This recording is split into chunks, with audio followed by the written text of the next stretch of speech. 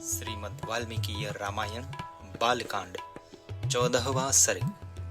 महाराज दशरथ के द्वारा अश्वमेध यज्ञ का सांगोपांग अनुष्ठान। इधर वर्ष पूरा होने पर यज्ञ संबंधी अश्व भूमंडल में भ्रमण करके लौट आए। फिर सरयू नदी के तट के ऊपर राजा का यज्ञ आरंभ हुआ। महामनस्वी राजा दशरथ के उस अश्वमेध नामक महायज्ञ में ऋष्यशृंग को आगे करके श्रेष्ठ ब्राह्मण यज्ञ संबंधी कर्म करने लगे। यज्ञ कराने वाले सभी ब्राह्मण वेदों के पारंगत विद्वान थे, अतः वे न्याय तथा विधि के अनुसार सब कर्मों का उचित रीति से संपादन करते थे और शास्त्र के अनुसार किस क्रम से किस समय कौन सी क्रिया करनी चाहिए इसको स्मरण रखते हुए प्रत्येक कर्म में प्रवृत्त होते थे। ब्राह्मणों ने प्रवज्ञ यानी अश्वमेध के अंगभूत कर्म विशेष का शास्त्र, विधि, मीमांसा और कल्पसूत्र के अनुसार संपादन करके उपनिषद नामक इष्टि विशेष का भी शास्त्र के अनुसार ही अनुष्ठान किया। तत्पश्चात शास्त्रीय उपदेश से अधिक जो अतिदेशत प्राप्त कर्म है उस सब का भी विधिवत संपादन किया। तदनंतर तत्त कर्मों के अंगभूत देवताओं का पूजन करके हर्ष में भरे हुए उन सभी मुनिवीरों से विधि पूर्वक प्रातः सवन आदि कर्म किए। इंद्र देवता को विधि पूर्वक भविष्य का भाग अर्पित किया गया। पाप निवर्तक राजा सोम का रस निकाला गया। फिर क्रमशः माध्यन्दी शवन का कार्य प्रारंभ हुआ।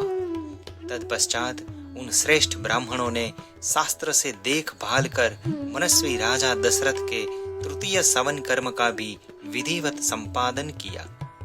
ऋष्यशृंग आदि महर्षियों ने वहां अभ्यास काल में सीखे गए अक्षरों से युक्त स्वर और वर्ण से संपन्न मंत्रों द्वारा इंद्र आदि श्रेष्ठ देवताओं का आह्वान किया।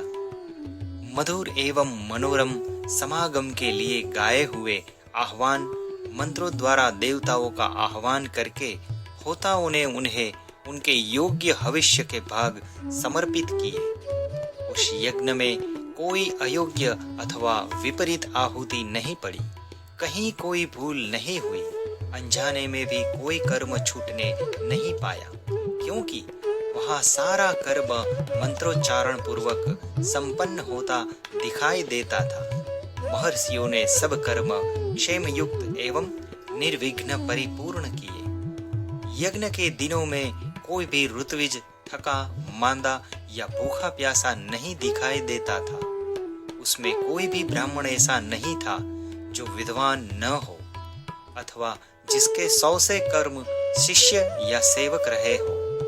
उस यज्ञ में प्रतिदिन ब्राह्मण भोजन करते थे तथा शूद्रों की भी भोजन उपलब्धि होती थी।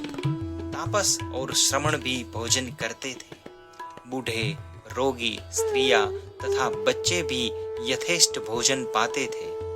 भोजन इतना स्वादिष्ट होता था कि निरंतर खाते रहने पर भी किसी का मन नहीं भरता था। अन्न दो, नाना प्रकार के वस्त्र दो, अधिकारियों की ऐसी आज्ञा पाकर कार्यकर्ता लोग बारंबार वैसा ही करते थे। वहां प्रतिदिन विधिवत पके हुए अन्न के बहुत से पर्वतों जैसे ढेर दिखाई देते थे। महामनस्वी राजा दशरथ के उस यज्ञ में नाना देशों से आए हुए स्त्री पुरुष अन्नपान द्वारा भली भांति तृप्त किए गए थे। श्रेष्ठ ब्राह्मण भोजन विधिवत बनाया गया है, बहुत स्वादिष्ट है, ऐसा कहकर अन्न की प्रशंसा करते थे। भोजन करके उठे हुए लोगों के मुख से राजा सदा यही सुनते थे कि हम लोग खूब तृप्त हुए, आपका कल्याण हो। वस्त्र आभूषणों से अलंकृत हुए पुरुष ब्राह्मणों को भोजन परोसते थे और उन लोगों की जो दूसरे लोग सहायता करते थे उन्होंने भी विशुद्ध मणिमय कुंडल धारण कर रखे थे। एक सवन समाप्त करके दूसरे सवन के आरंभ होने से पूर्व जो अवकाश मिलता था, उनमें उत्तम वक्ता धीर ब्राह्मण एक दूसरे को जीतने की इच्छा से बहुतेरे युक्तिवाद उपस्थित करते हुए शास्त्रार्थ करते थे। उस यज्ञ में नियुक्त हुए कर्मकुशल ब्राह्मण प्रतिदिन शास्त्र के अनुसार सब कार्य का संपादन करते थे। राजा के उस यज्ञ में कोई भी सदस्य ऐसा नहीं था जो व्याकरण आदि 6 अंगों का ज्ञाता न हो, जिससे ब्रह्मचर्य का व्रत पालन न किया हो तथा जो बहुश्रुत न हो। कोई ऐसा द्विज नहीं था जो वाद विवाद में कुशल न हो। जब यूप खड़ा करने का समय आया तब बेल की लकड़ी के 6 यूप गाड़े गए, उतने ही खेर पे यूप खड़े किए गए तथा पलाश के भी उतने ही यूप थे जो बिल्व निर्मित यूपों के साथ खड़े किए गए थे। बहेड़े के वृक्ष का एक यूप अश्वमेध यज्ञ के लिए विहित है। देवदारू के बने हुए यूप का भी विधान है, परंतु उनकी संख्या न 1 है न 6। देवदारू के 2 ही यूप विहित है। दोनों बाहें फैला देने पर जितनी दूरी होती है उतनी ही दूर पर वे दोनों स्थापित किए गए थे। यज्ञ कुशल शास्त्रज्ञ ब्राह्मणों ने इन सब यूपों का निर्माण कराया था। उन यज्ञ की शोभा बढ़ाने के लिए उन सब में सोना झड़ा गया था। पूर्वोक्त 21 यूप 21 अरंती यानी 504 अंगुल ऊंचे बनाए गए थे। उन सब को पृथक पृथक 21 कपड़ों से अलंकृत किया गया था। कारीगरों द्वारा अच्छी तरह बनाए गए वे सभी सुदृढ़ यूप विधि पूर्वक स्थापित किए गए थे। वे सब के सब 8 कोणों से सुशोभित थे। उनकी आकृति सुंदर एवं चिकनी थी। उन्हें वस्त्रों से ढक दिया गया था और पुष्प चंदन से उनकी पूजा की गई थी। जैसे आकाश में तेजस्वी सप्तर्षियों की शोभा होती है, उसी प्रकार यज्ञ मंडप में दीप्तिमान यूप सुशोभित होते थे। सूत्र ग्रंथों में बताए अनुसार ठीक माप से ईंटें तैयार कराई गई थी। उन ईंटों के द्वारा यज्ञ संबंधी शिल्पी कर्म में कुशल ब्राह्मणों ने अग्नि का चयन किया था। राजसी महाराज दशरथ के यज्ञ में चयन द्वारा संपादित अग्नि की कर्मकांड कुशल ब्राह्मणों द्वारा शास्त्र विधि के अनुसार स्थापना की गई।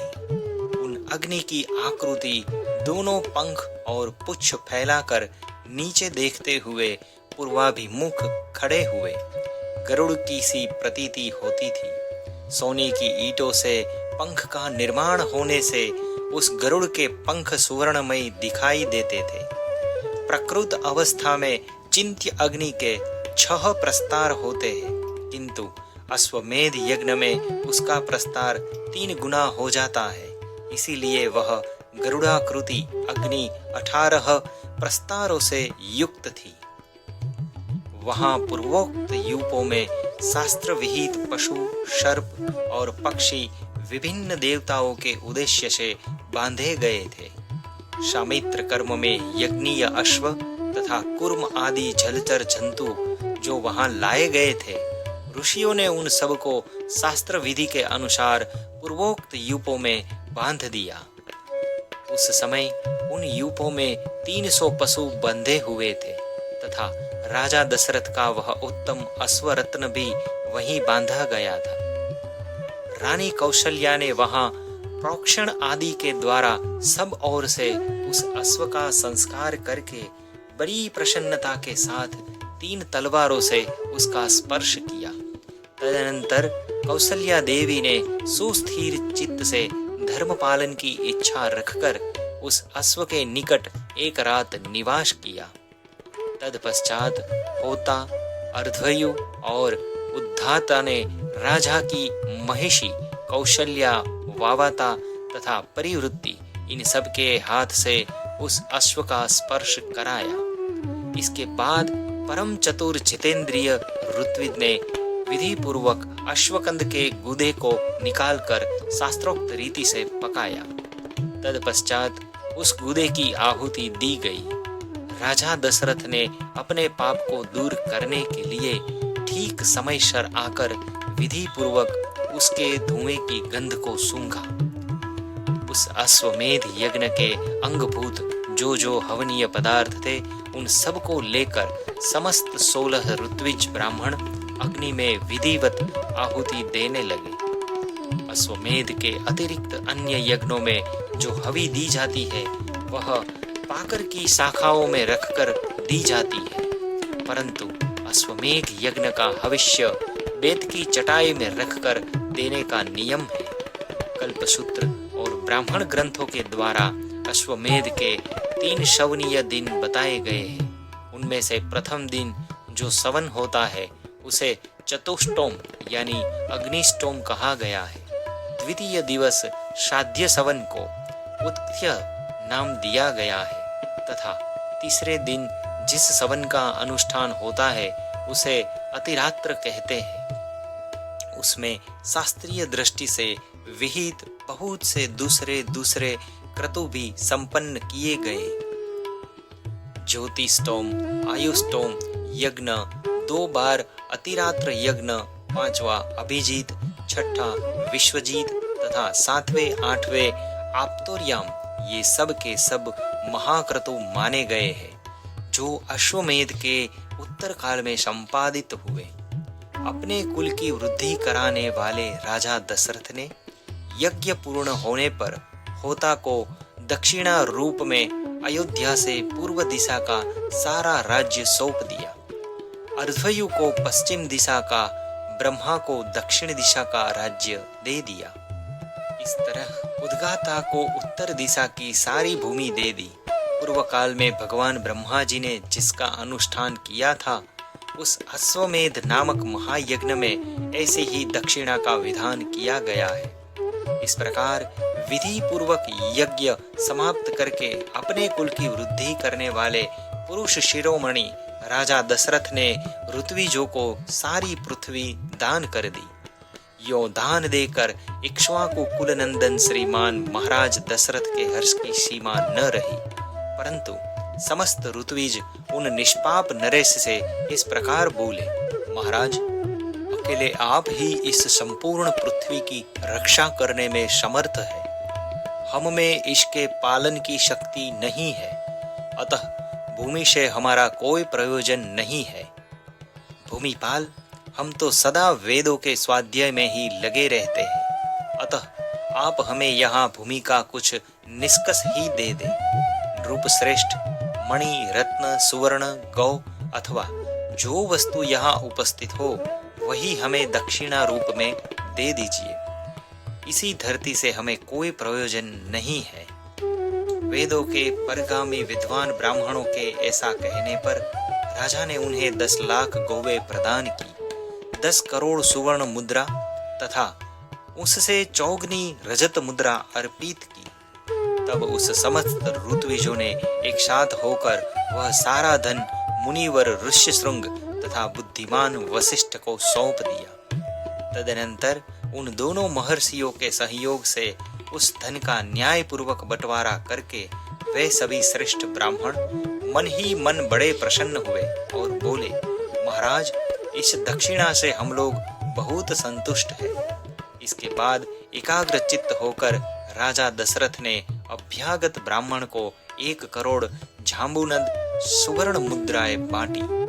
सारा धन दे देने के बाद जब कुछ नहीं बच रहा था तब एक दरिद्र ब्राह्मण ने आकर राजा से धन की याचना की। उस समय उन रघुकुल नंदन नरेश ने उसे अपने हाथ का उत्तम आभूषण उतार कर दे दिया।